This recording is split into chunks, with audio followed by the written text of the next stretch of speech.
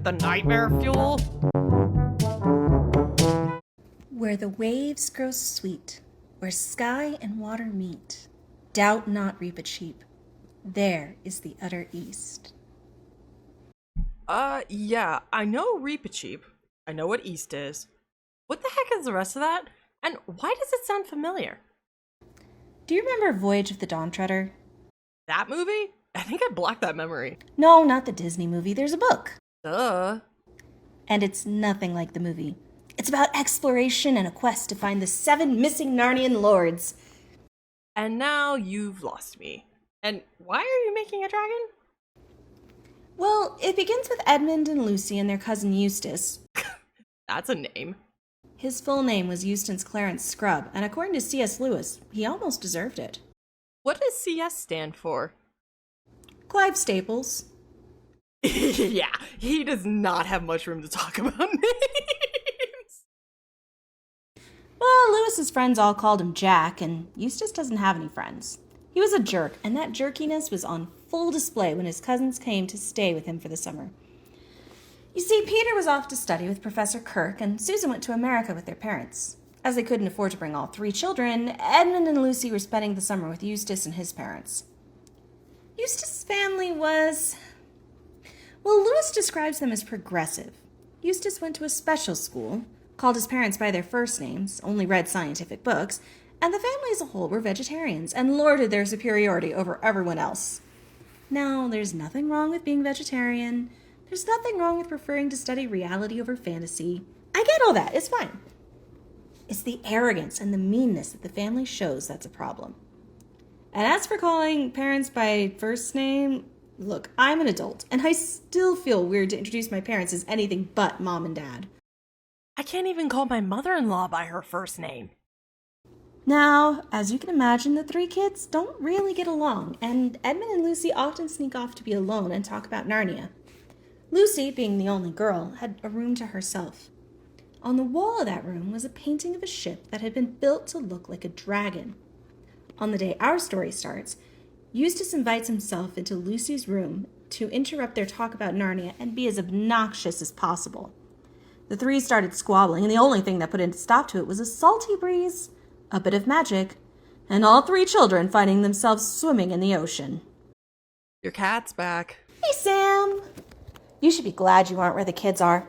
Lucy and Edmund were fine. They'd been practicing their swimming since the events at Prince Caspian. Eustace, on the other hand, he almost drowns Lucy until a strange man jumps off the ship and swims over to help them. Eventually, the ship is able to come about, and the rest of the crew hauls the waterlogged children aboard. Once on deck, Edmund and Lucy greet a few old friends. The man who jumped in the ocean with them was a grown-up Caspian and a slightly older Reepicheep. It's been 4 years since the last book, and now they are on a quest to discover what happened to the 7 lords Miraz, Caspian's uncle, banished from Narnia. They're looking for Lord Revilian, Lord Byrne, Lord Argos, Lord Mavremorn, Lord Octesian, Lord Restmar, and Lord Roop, with an H. The general hope is to discover the lords, or at least what happened to them on the Lone Islands, a series of islands that belong to Narnia. But Reepicheep has a loftier goal. He hopes to sail to the very end of the world and find Aslan's country. Is that what he meant by the Outer East? The Earth is flat? Well, Narnia's world, maybe. No one actually knows because no one has ever sailed that far.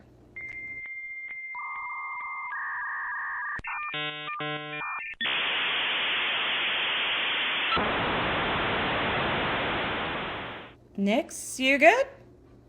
Well, anyway, Lucy takes over Caspian's cabin and is immediately in love with the ship. Edmund, Caspian, and Eustace move into a small room together. Eustace is horribly seasick. Well, probably moderately seasick, but he's an incessant drama queen. Lucy's magic cordial that she got from Father Christmas long ago cures Eustace's seasickness, and that allows him to wander the deck. There he busies himself asking for the British consul, bragging about modern ships, insulting the Dawn Treader, and swinging Reepicheep around by the tail. He what? Believe it or not, he actually survives that. Reepicheep chases him to the galley and challenges him to a duel. Eustace gives a very begrudging apology, and the matter is put aside. For very soon, they reach one of the Lone Islands. Now here begins a series of adventures. Most Narnia books have one goal to them, and are actually completed in a relatively short time span. This book is unique in that there are a number of events over a much longer period. The first is on the islands of Falmouth and Dorne. Falmouth is uninhabited, and Caspian, Lucy, Edmund, and Reepicheep decide to walk across and have the Dawn Treader pick them up on the far side. Eustace is dragged along with some hopes of reaching civilization. As they approach the far side of the island, a gang of men takes them prisoner and begins to take them to Dorne and to the slave markets there.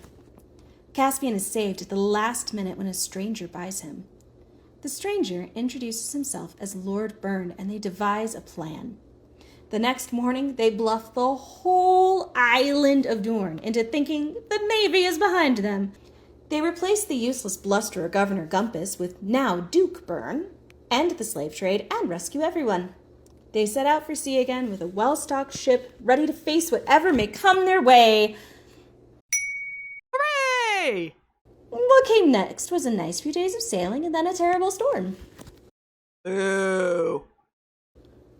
They lost a lot of their provisions, including about half their water and their main mast. Once the storm ends, the sea is calm with no wind at all, and they're too far to return to the last island. Their provisions wouldn't last.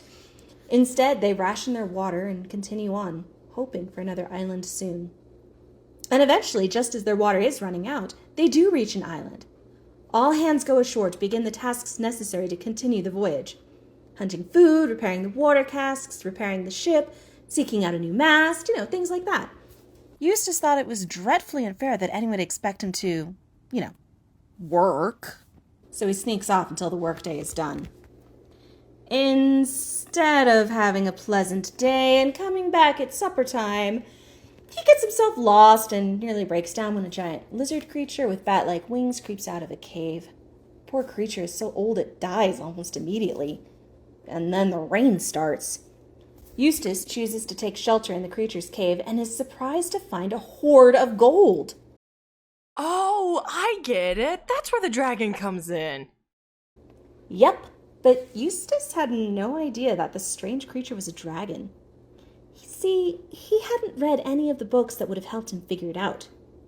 He also didn't know that if a greedy person sleeps on dragon gold, he will himself become a dragon. He didn't. He did.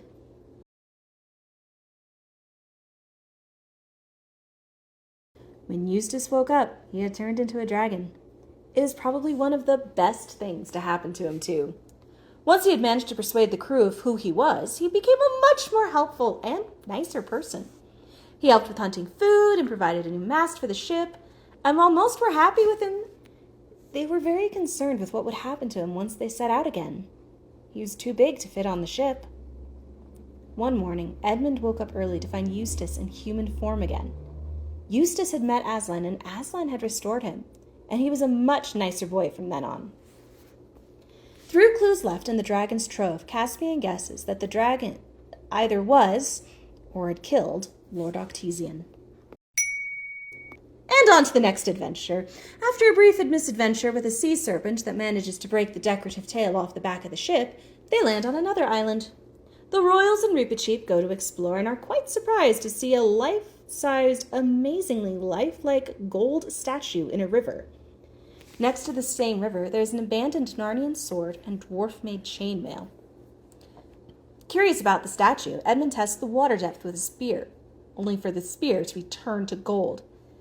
Anything the water touches turns to gold. They all lose their heads for a minute in the enchantment, and Caspian tries to drown Edmund. Aslan pops up for a second, and it's almost like their memories are wiped. All they can remember is they found the body of one of the lords. Which one, though? Oh, they have no idea. Oh, and before we go to the next island with an adventure, I do want to mention they landed on an island that looked like everything had been burned up. The only thing they found there was a little boat and a paddle that was perfectly sized for Reepicheep. That's not random at all. It'll be important later. Anyway, on the next island they land on, they find a beautiful house with English-style gardens, all perfectly manicured. Well, they all think the house is in a weird place and are confused why there's no one around. Until their progress back to the ship is interrupted by the invisible Duffers. These invisible, but not inaudible and 100% annoying people explain that they work for an evil and cruel magician who cursed them to be ugly. In retaliation, the Duffers had snuck upstairs to the magician's room and used the spells in his book to make themselves invisible. And now they were tired of it and wanted to see each other again, but were too chicken to fix the problem. They say only a little girl can reverse the spell, so Lucy will need to go. Lucy agrees, somewhat reluctantly, and the next day she climbs the stairs, alone, to find the magician's book of spells. And sorry, Nix, it's pretty well described as a nightmare. Meaning?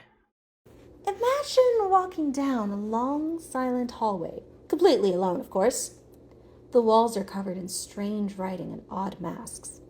As you go through the long hallway, because of course it's the last room you need, any door you pass could hold the magician. He could be invisible, reading, sleeping, dead, or just watching you. You have no way of knowing. When Lucy gets to the last room, the magic book is there, but to read it, she has to keep her back to the door. There are a lot of interesting spells in the book. How to summon bees, how to make yourself more beautiful than anyone else, how to eavesdrop on your friends.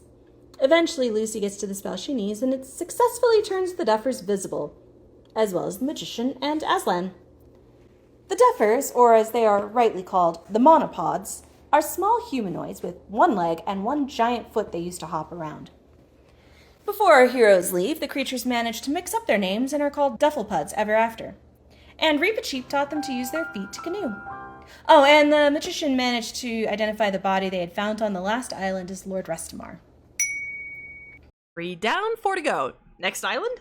Well, sort of next island. As they sail along, they reach a darkness. Not like clouds or anything, just darkness.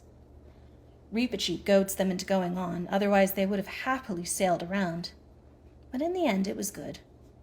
After 5 minutes of rowing into the darkness, a man cries out to them, and they take the stranger aboard. He warns them to turn around, for this is the island where dreams, or rather nightmares, come true. The crew panics ever so slightly, and they don't quite turn 180 degrees. Lost in the darkness, all hope seems gone. Lucy cries out to Aslan, and an albatross appears. The bird leads them out of the darkness and back to the warm sunlight. The stranger they brought aboard was another of the lost lords. Lord Roop had been found. And now we come to the final island of our adventure. On this island, there's a place surrounded by columns with a table in the middle. On the table is a feast fit for kings, but the explorers were afraid to touch it. For on one side of the table were 3 odd-looking creatures. On further inspection, they were men. Men who had been asleep for so long their hair had grown to a point where they were no longer easily recognized as human. Caspian, Lucy, Edmund, Eustace, and the others with them guessed that the food was enchanted. Truthfully, they were partly right. From a door in the hill comes a woman, and she tells them that the food is enchanted. It is provided by Aslan and refreshed daily. But the sleepers? Their curse comes from the arguing and the stone dagger once used by the White Witch.